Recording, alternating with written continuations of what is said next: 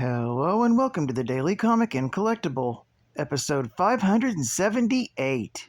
Now today, the collectible of the day is the Toybiz Toys, Marvel Comics, Uncanny X-Men, Power Kick Action, Gambit action figure.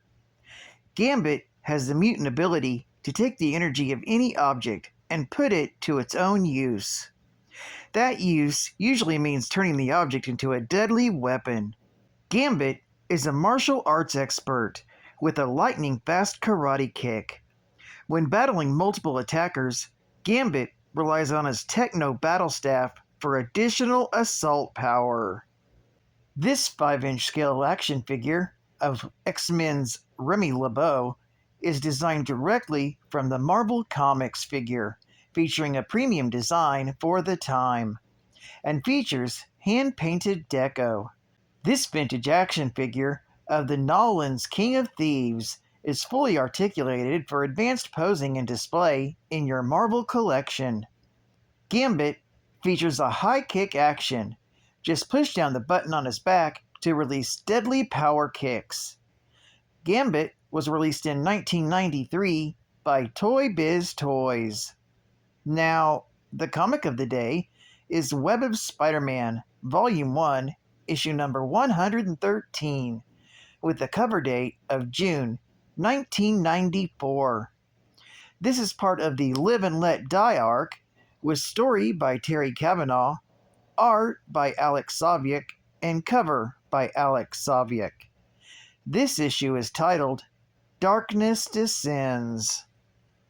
The story opens with Spider-Man arriving outside the grand opening gala for the Macro Science Museum.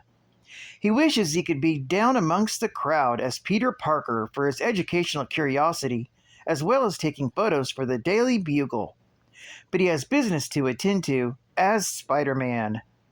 Regardless, he's in little mood for partying after his recent encounter with the Chameleon. He's come to watch over the event because some street punks tipped him off about a robbery that was planned to strike the gala.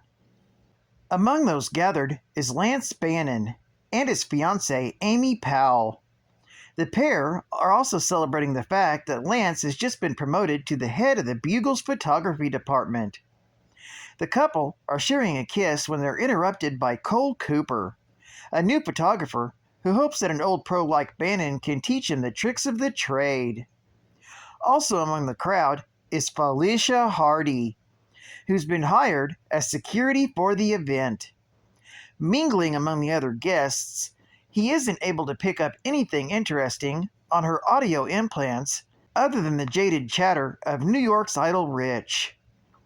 Betty Brant is also present, trying to get background information on the curator's responsibilities for a Daily Bugle article.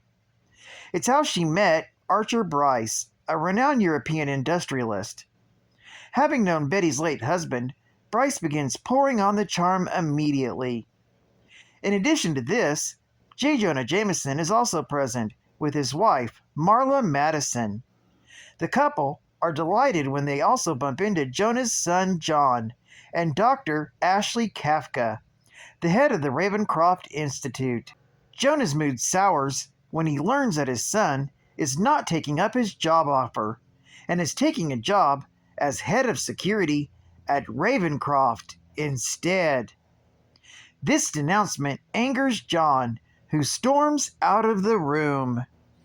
Meanwhile, back outside, Spider-Man spots a light in one of the darkened rooms and figures this is what he's been waiting for and swings in to investigate.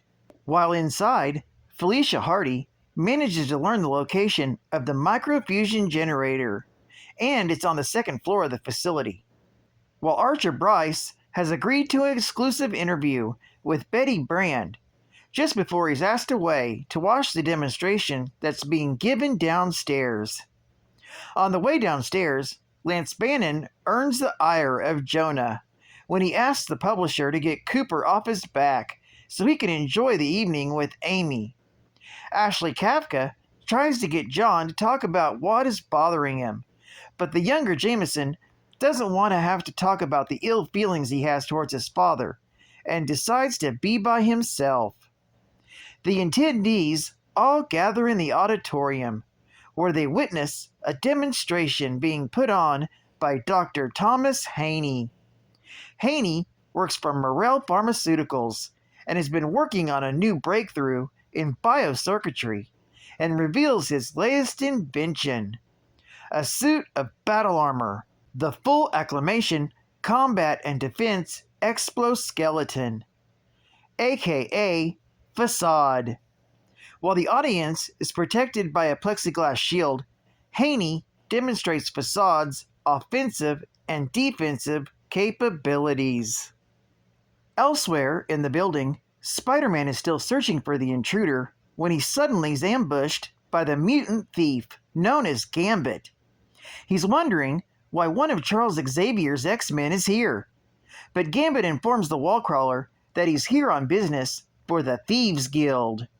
When Spider-Man tries to stop Gambit, the mutant tosses some kinetically charged playing cards at the webhead, forcing him to leap to safety. The smoke from the resulting explosion allows Gambit to slip away. Back in the auditorium, Felicia Hardy hears the muffled explosion thanks to her audio implants, and decides to go and check it out. It's at this point that Dr. Thomas Haney shows that the Facade armor is powered by the bioenergies of the human pilot that operates the suit. It's then that Betty Brant notices that Archer Bryce is missing and goes looking for him. Seeing this, Lance Bannon figures that Betty has her story and slips away for a private moment alone with Amy. Lance pulls Amy into a storage closet where he produces a ring and asks Amy to marry him. She is taken back by this and accepts his proposal. Elsewhere, Felicia Hardy has doffed her evening gown for her Black Cat costume and continues her hunt for the sound of the explosion. Hearing a fight happening nearby, the Black Cat moves in to intercept them. In the museum's lunar display, Spider-Man manages to use Gambit's trench coat against him by webbing it to a display of lunar rock. As the web-slinger approaches, Gambit begins charging a card that he had hidden in a hidden pocket in his jacket. His spider sense warns him of danger, and he tries to strike the mutant but hits the charged card instead. The resulting blast allows Gambit to get free. However, before he can resume their battle, they are interrupted by the Black Cat, who points out that Gambit isn't the thief either. Having heard a noise somewhere else, the trio agrees to work together and goes straight for the generator. There, they find the guards all knocked out. They are then attacked by a group of thieves called the Silencers, who utilize stealth technology to make themselves practically invisible. When the entire museum is plunged into darkness, the partygoers flee the scene. Ultimately, the three heroes manages to stop the thieves from stealing the generator. Thinking that the danger's over, they all part company. But not long after, Lance Bannon and Amy Powell emerge from the storage closet after a moment of romance, unaware what's happened. Lance almost trips over a dead body and tells Amy to take cover back in the closet while he looks around. Entering the auditorium, he manages to photograph someone climbing into the Facade armor. Realizing that he's being watched, the thief blasts Lance with the armor's energy weapons. However, before he can kill the reporter, the man in the Facade armor escapes when a group of guards arrive. They are then joined by Amy Powell, who runs to Lance's side when she spots him laying on the floor. This story is continued in The Web of Spider-Man, issue number 114. Geek Fact: this issue is considered a minor key, being the first appearance of Facade and the first appearance of the Silencers. Bonus Geek Fact: the fully acclamation combat and defense exoskeleton, Facade, body armor was a groundbreaking prototype manufactured by Morel Pharmaceuticals under the auspices of Dr. Thomas Haney. The suit was stolen during its first celebrity-studded showing, and its inventor was accidentally killed in the process. Daily Bugle photographer Lance Bannon took a picture of the culprit, but was murdered by Facade before he could show it to anyone. Advertising ad fact. Colt, Rocky, and Tum Tum are back in an all-new adventure. 3 ninjas. Kick back. Coming soon. And final geek fact.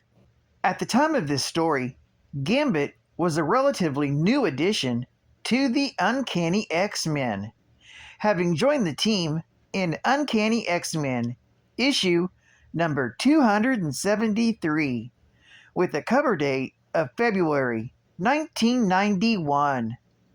However, prior to his membership in the X-Men, Gambit was a master thief and member of the Thieves Guild of New Orleans, as revealed in X-Men Volume 2, issue number 8, with a cover date of May 1992.